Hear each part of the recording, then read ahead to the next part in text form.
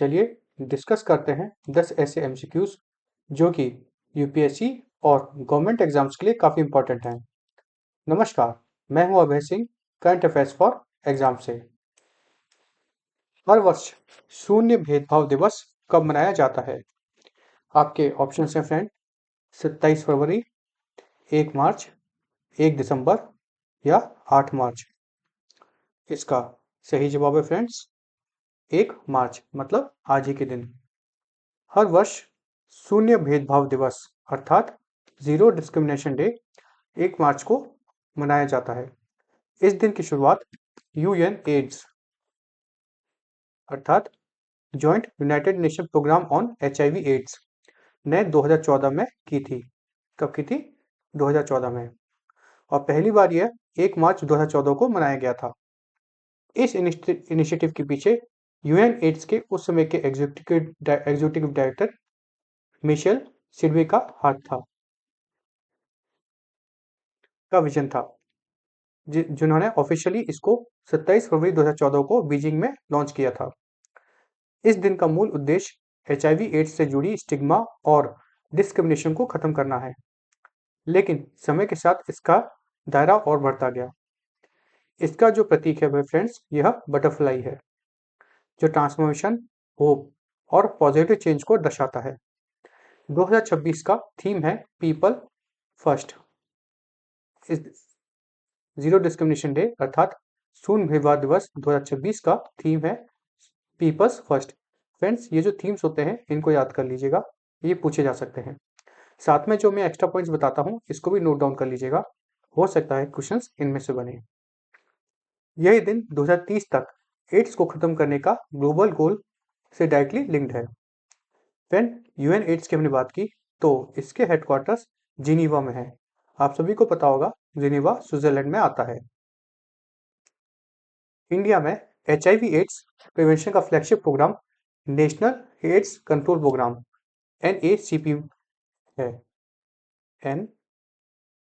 NACP। चलिए अगले प्रश्न पर आते हैं। विश्व सिविल डिफेंस दिवस कब मनाया जाता है? आपके ऑप्शन है फ्रेंड, 1 फरवरी, 28 फरवरी, 1 मार्च, 28 फरवरी, 8 मई या 7 अप्रैल। इसका सही जवाब है फ्रेंड्स 1 मार्च को। फ्रेंड्स, विश्व सिविल डिफेंस डे हर साल 1 मार्च को ऑब्जर्व किया जाता है। इसे 1990 में ICTO अर्थात इंटरनेशनल सिविल डिफेंस ऑर्गेनाइजेशन ने एस्टेब्लिश किया था। यह दिन 1 मार्च 1972 को, मतलब 1972 को ICTO की कॉन्स्टिट्यूशन के एनफोर्समेंट की याद दिलाता है। इसका ओरिजिन 1931 के जिनीवा जोन्स प्रपोजल से जुड़ा हुआ है, जिसे जॉर्ज सेंट पॉल ने कॉन्सेप्चुलाइज किया था। 1958 में इसका नाम ICDO रखा गया था और 1972 में यह एक इंटर गवर्नमेंटल ऑर्गेनाइजेशन बना था। इसका जो हेडक्वार्टर है फ्रेंड्स वो भी जिनीवा में है। हेडक्वार्टर्स जिनीवा, मैंने अभी आपको बताया था जिनीवा स्विट्जरलैंड में है। इस दिन का focus disaster preparedness, rescue rehabilitation और सिविल डिफेंस पर्सनल के सम्मान में होता है। फ्रेंड्स, भारत में सिविल डिफेंस एक्ट 1968 के तहत यह सिस्टम नेचुरल डिजास्टर जैसे फ्लड्स, भूकंप और मैन मेड डिजास्टर जैसे इंडस्ट्रियल एक्सीडेंट और वार लाइक सिचुएशन दोनों को कवर करता है। ICDO की करंटली 60 मेंबर कंट्रीज हैं और भारत में डिजास्टर मैनेजमेंट की जो नोडल मिनिस्ट्री है वह मिनिस्ट्री ऑफ होम अफेयर्स है। चलिए अगले प्रश्न पर आते हैं। सेल्फ इंजुरी स्वचोट जागरूकता दिवस वैश्विक स्तर पर कब मनाया जाता है? आपके ऑप्शन हैं फ्रेंड, 13 फरवरी, 1 मार्च, 10 अक्टूबर या 14 नवंबर। तो इसका सही जवाब है फ्रेंड्स 1 मार्च। स्वचोट जागरूकता दिवस हर साल 1 मार्च को ऑब्जर्व किया जाता है, मतलब आज ही के दिन किया जाता है और इसका ओरिजिन 1999 में से माना जाता है। इस अवेयरनेस मूवमेंट को लाइफ साइंस इनिशिएटिव ने लीड किया था। इस दिन का सिंबल जो है फ्रेंड्स वही है ऑरेंज रिबन, जो non suicidal self injury NSSI को के इश्यूज को हाईलाइट करता है। ग्लोबल स्टडीज के मुताबिक कहा जाए फ्रेंड्स, तो 15 से 17% जो युवा होते हैं वह अपनी लाइफ में किसी न किसी तरीके की सेल्फ इंजुरी एक्सपीरियंस करते हैं। यह अक्सर डिप्रेशन, एंजाइटी डिसऑर्डर से लिंक्ड होता है। चलिए अगले प्रश्न पर आते हैं। ग्लोबल एआई शिखर सम्मेलन 2027 कहाँ आयोजित होगा? आपके ऑप्शन है friend, Paris, Dubai, Geneva, Seoul. इसका सही जवाब है फ्रेंड्स, जिनीवा। फरवरी 2026 को गाई परमेलिन, जो कि स्विट्जरलैंड के प्रेसिडेंट हैं, ने न्यू दिल्ली में एआई इम्पैक्ट समिट के दौरान एक महत्वपूर्ण डिक्लेरेशन के अनाउंसमेंट की घोषणा की है। उन्होंने कहा कि 2027 का समिट जिनीवा में होगा। इस इनिशिएटिव का जो फोकस था, कौन से एआई इनिशिएटिव का फोकस था? एथिकल, इंक्लूसिव और human centric artificial intelligence governance पर, जहां रेगुलेशन, सस्टेनेबिलिटी और इक्विटेबल एक्सेस को प्रायोरिटी दी गई है। फ्रेंड्स, यह समिट जो है इससे पहले यूके, साउथ कोरिया और फ्रांस में हो चुका है। इस साल यह भारत में हुआ था, नई दिल्ली में 2026 में। 2027 में यह जिनीवा में होगा, स्विट्जरलैंड में, और 2028 में यह यूएई में होगा। चलिए अगले प्रश्न पर आते हैं।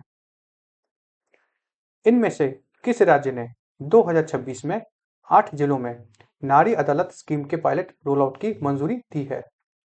आपके ऑप्शन हैं फ्रेंड, असम, मणिपुर, मिजोरम या फिर त्रिपुरा। तो इसका सही जवाब है फ्रेंड्स, त्रिपुरा। फरवरी 2026 में त्रिपुरा कैबिनेट ने नारी अदालत स्कीम को अप्रूव किया है। इसका पायलट स्टेट का 10 ग्राम पंचायत में लॉन्च हुआ है, पायलट स्टेट पर, और यह त्रिपुरा के सभी 8 जिलों में कवर किया जाएगा। यह एक panchayat level alternative dispute resolution forum के रूप में काम करता है। यह स्कीम मिशन शक्ति के साथ संभल सब स्कीम के अंडर ऑपरेट होती है। हर नारी अदालत में 7 से 9 महिलाएं शामिल मेंबर्स होती हैं, जिन्हें कम्युनिटी में न्याय सखी कहा जाता है। इनका नेतृत्व मुख्य न्याय सही करती है, जिनका टेन्योर 6 महीने का होता है। यह अदालत डोमेस्टिक हैरेसमेंट, एंटाइटलमेंट डिस्प्यूट और जेंडर बेस्ड इश्यूज को हैंडल करती है। सीरियस केसेस में यह पुलिस एक्शन रिकमेंड भी कर सकती है, जिससे grass root level judiciary delivery मजबूत होती है। इसकी जो नोडल मिनिस्ट्री है वो है ministry of women and child development. चलिए अगले प्रश्न पर आते हैं। इनमें से कौन सा नेशनल वाटरवे एक्ट 2016 के तहत ब्रह्मपुत्र नदी को बताता है? आपके ऑप्शन है फ्रेंड, NW1, NW2, NW16 या NW31। तो इसका सही जवाब है friends, NW2, national waterway 2। National waterway 2 असल में ब्रह्मपुत्र नदी के पूरे नेविकल स्ट्रेच को रिप्रेजेंट करता है, जिसे नेशनल वाटरवे एक्ट 2016 के तहत ऑफिशियली डिक्लेयर किया गया था। ये फ्रेंड्स इंपॉर्टेंट है, नेशनल वाटरवे एक्ट 2016। फरवरी 2026 में आसाम के डिब्रूगढ़ शहर में इस वाटरवे से जुड़े 3 महत्वपूर्ण इंफ्रास्ट्रक्चर प्रोजेक्ट का इनोवेशन किया गया है, जो नॉर्थ ईस्ट इंडिया के लिए एक स्ट्रेटेजिक माइलस्टोन माना जा रहा है। इस इनिशिएटिव का एक कोर कंपोनेंट था बोगीबील कॉम्प्लेक्स, जहां कस्टम्स, इमिग्रेशन और IWAI inland waterway authority of India के ऑफिसर्स को एक ही कैंपस में इंटीग्रेट किया गया है, ताकि इंडियन वाटरवे ट्रांसपोर्ट के एडमिनिस्ट्रेटिव और रेगुलेटरी काम स्मूथ हो सके। साथ ही धुबरी टर्मिनल को मजबूत बनाया गया है, जो बांग्लादेश और भूटान के साथ ट्रेड कनेक्टिविटी को बूस्ट करता है, खासकर इंडो बांग्लादेश प्रोटोकॉल के through cross border cargo movement के लिए। तीसरा, IWAI हेरिटेज बिल्डिंग के रेनोवेशन पर काम किया गया है। IWAI की बात करें फ्रेंड्स, तो इसकी स्टेब्लिशमेंट जो हुई थी वह 1986 में हुई थी। अब ये IWAI क्या है? तो यह है inland waterway authority of India. यह मिनिस्ट्री ऑफ पोर्ट्स, शिपिंग और वाटरवेज के अंतर्गत आता है। फ्रेंड्स, हमने ब्रह्मपुत्र नदी की बात की, तो आप सभी को पता है क्या कि इस नदी का ओरिजिन तिब्बत में होता है, यारलंग सेंगपोम। चलिए अगले प्रश्न पर आते हैं। 2026 में राष्ट्रपति भवन में एडविन लुटिन्स की प्रतिमा को किसने प्रतिस्थापित किया है? आपके ऑप्शंस हैं श्री राजगोपालाचारी, राजेंद्र प्रसाद, सरदार वल्लभ भाई पटेल या डॉक्टर भीमराव अम्बेडकर। तो इसका सही जवाब है फ्रेंड्स श्री राजगोपालाचारी।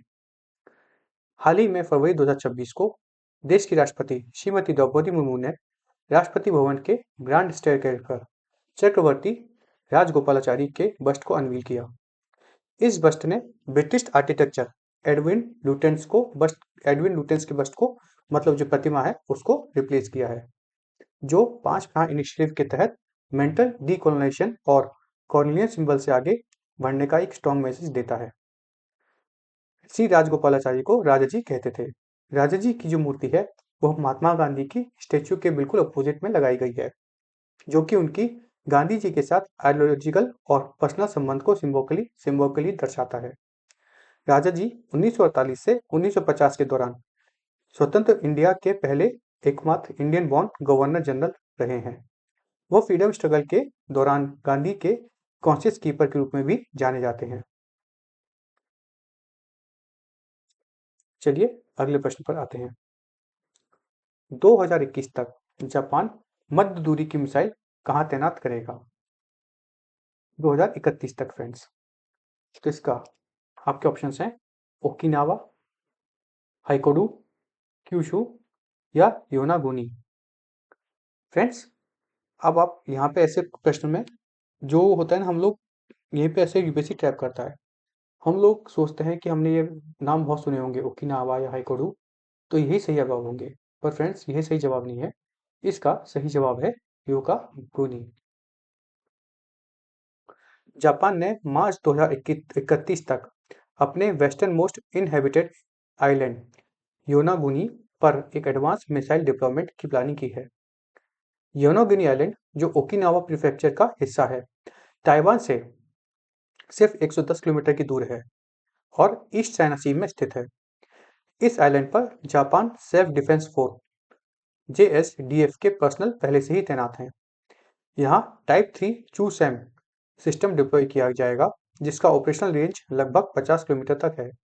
यह सिस्टम एक बार में 100 मिसाइलें या 100 टारगेट ट्रैक कर सकता है और 12 टारगेट को एंगेज कर सकता है।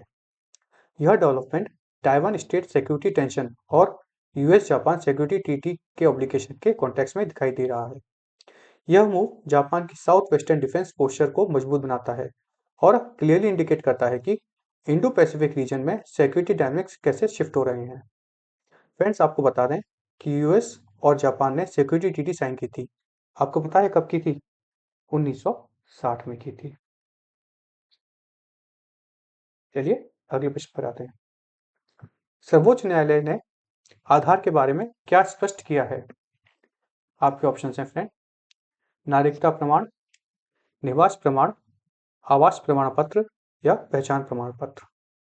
तो इसका सही जवाब है पहचान प्रमाण पत्र।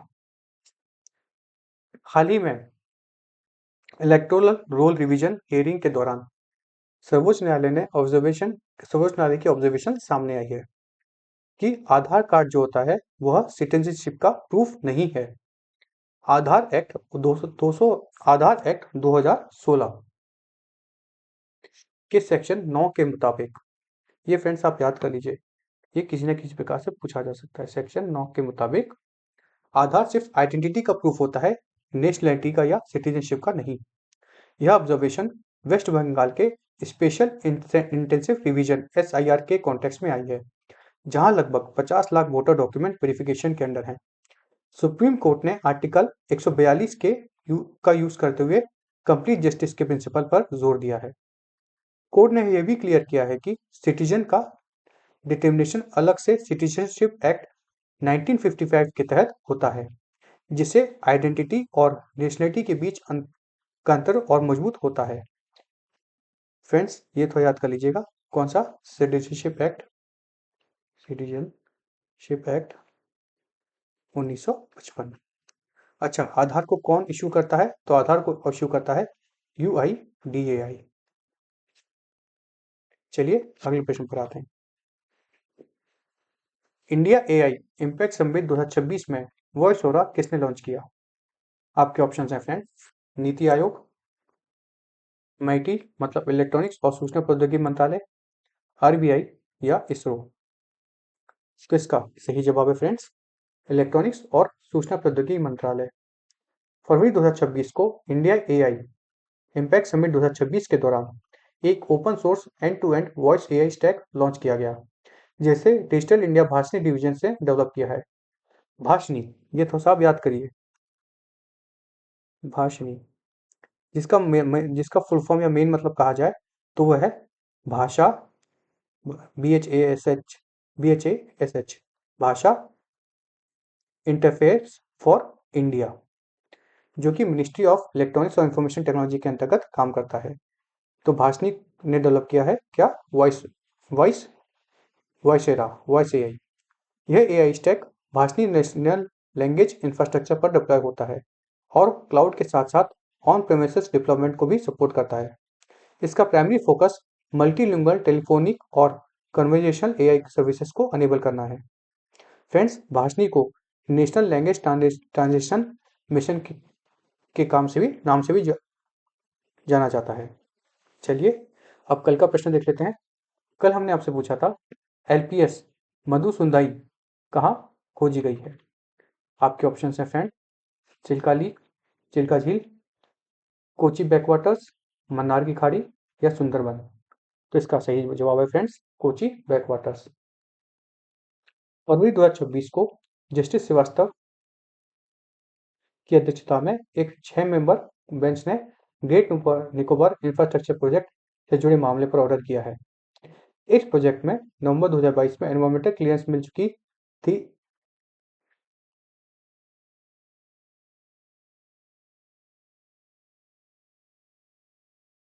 फ्रेंड्स, आज का सेशन यही समाप्त होता है। आपको हमेशा याद रखना फ्रेंड्स कि लक्ष्य बड़ा है तो सफर में मुश्किलों का आना लाजमी होता है। इसलिए मुश्किलों से लड़ते जाइए और सफल बनने की हमेशा प्रयास में रहें। इसके साथ ही ये सेशन समाप्त होता है फ्रेंड्स। अगर आपको हमारा सेशन फ्रूटफुल और इन्फॉर्मेटिव लगा तो लाइक शेयर सब्सक्राइब अवश्य कीजिएगा। धन्यवाद। जय हिंद, जय भारत।